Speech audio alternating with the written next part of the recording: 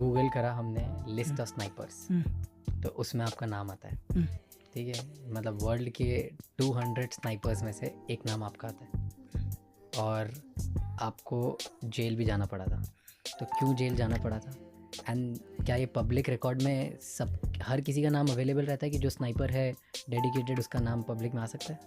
नहीं, एक्चुअली क्या है सर, देखिए कि हर किसी का नाम भी नहीं आ सकता, डिपेंड करता है नाम कौन डालता है। देखो, उससे पहले भी अगर आप एक इंसिडेंट देखो 2011 से पहले भी, तो एक सिंपल था, दुनिया की नज़रों में कुछ भी हो कि एक आइडेंटिटी मेरी अलग थी कि मैं डिफेंस के लिए काम करता हूँ, ठीक है, या इंडियन आर्मी के लिए काम करता हूँ, या स्पेशल फोर्स के लिए काम करता हूँ, या एनएसजी के लिए।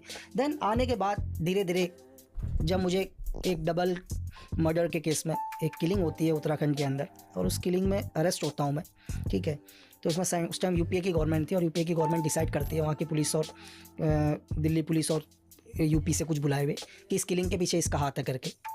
तो कैसे, क्यों आपको ही क्यों पकड़ा?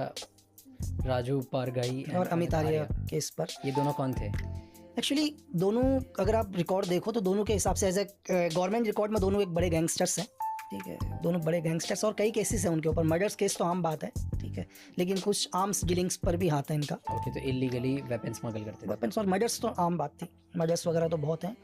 और इससे जब इनकी किलिंग हुई तो इनके ऊपर ये दोनों मर गए? दोनों मर गए, एक ही बुलेट से वन शॉट, एक बुलेट से दो लोग मरे? दो आदमी, one bullet in two man kill sir, एक ही गोली से दोनों आदमी। ये कैसे हुआ? अब ये जो भी जिसने किल किया होगा उसी को पता होगा सर। तो इस केस पर मुझे अरेस्ट, एक ही गोली से दोनों आदमी मरे हैं सर, सिंगल बुलेट से।